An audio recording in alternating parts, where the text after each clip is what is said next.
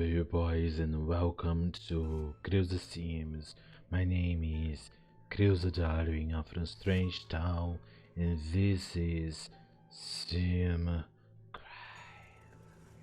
Today's case occurred in Strangetown. As the name implies, a lot of strange things happen here, and people going missing was actually quite common in this area. The uncommon thing was actually finding them dead after many years of mystery. Olive Specter was the daughter of Peponi and Lerato Muenda, and she had a sister, Willow.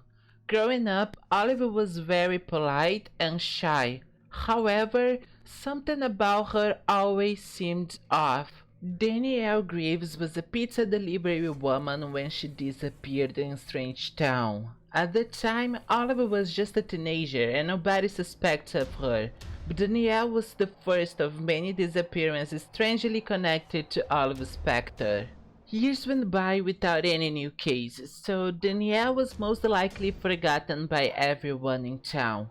Olive was now an adult and she was engaged to her ill demise. It is said that she was for once truly happy and in love, but then Oliver was left at the altar, shocking everybody in the small town. At the time, people believed that her and his brother Ting Lee had run away to Verona View, but the reality was much darker. Olive killed both in that same tragic night. More and more people started to go missing, and everybody was afraid that they or their loved ones would be the next to disappear.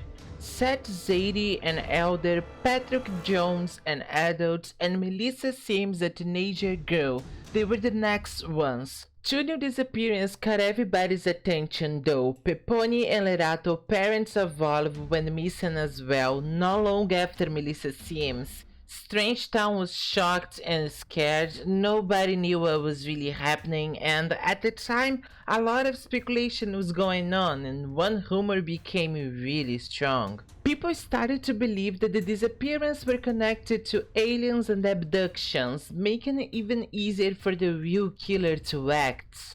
Around this time, racism against aliens became really popular in Strangetown, and a lot of aliens were unfairly arrested and assaulted. They were persecuted and blamed for the disappearance in town. Jessica Ebadi and Benjamin Cho were the next to mysteriously vanish. Olive found love again after many years of being single, and his name was Vigor Morris. They got married, the wedding party was great, but things didn't stay nice this long. Soon enough, Rigor was also enigmatically gone. Vic Sims and Lila Grant went missing right after Rigor. Lila was running away from her home when she disappeared, so many years went by with everybody thinking that she was fine and just living her life, but unfortunately she was one of the many bodies found in Olive's garden. Olive remarried after Rigor to euthanasia, but his end wasn't really different. His body was found with the others, but his brother Lo was never located, and his case remains open till this day. Nutty Fuda and Luck Smith were also reported as missing around this time. Nut's body was never found, but Luck, a teenager boy, was located in Olive's garden as the others. Ichabod Specter was Olive's last husband. He died not long before everything was discovered, and his body was also found. However, he appears to have died naturally. Willow, Olive's sister, and her husband Creon were the last ones to mysteriously vanish in town. As the years went by, people started to wonder what if the aliens didn't have anything to do with Strangetown disappearances, and Olive quickly became a suspect. It wasn't hard to realize that she was involved, as many of the victims had connections with her. After killing her own sister and brother-in-law, Olive adopted her niece Ophelia, and rumor has it she had plans to murder her as well. Olive made 21 victims total, but only 19 bodies were found. The smell of dead bodies in her house was so strong that the cops had to stop several times the excavation just to breathe. Olive never told anyone what happened to Lo and Nut's bodies, and she never confessed any murder. The authorities believe that Olive had a specific modus operandi, which involved luring potential victims to her home with job offers. Subsequently, she would kill and bury them in her yards. She didn't kill just randomly. She also murdered her entire family, including her parents, sister, and brother-in-law. Rumor has it she had a son, but that information was never really proved to be true.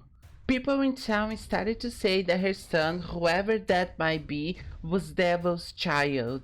All of his victims were burned alive, drowned, electrocuted, and starved to death. Oliver caused so many pain to everybody that crossed her path and was directly and indirectly protected by the ignorance of the inhabitants of Strangetown for many years until she was finally caught. Till this day, people in Strangetown are haunted by Olive's actions, and her garden became a pop reference and a tourist spot in town. She was an elder when finally arrested and died right after that. If people weren't so blind by hate and racism, maybe Olive's run could have met an end way sooner than it did. Everybody is trying to forget that this woman was ever a resident of Strangetown, but rumor has it they can still feel the smell of dead bodies when near her house. Ophelia, her niece, has moved on and is married now. She was the only victim who managed to survive, even though she says Olive killed a part of her that she will never be able to bring back to life. If you know of any information that can help locate Nuts and Lo's body, please contact the authorities. Thank you for watching, and I'll be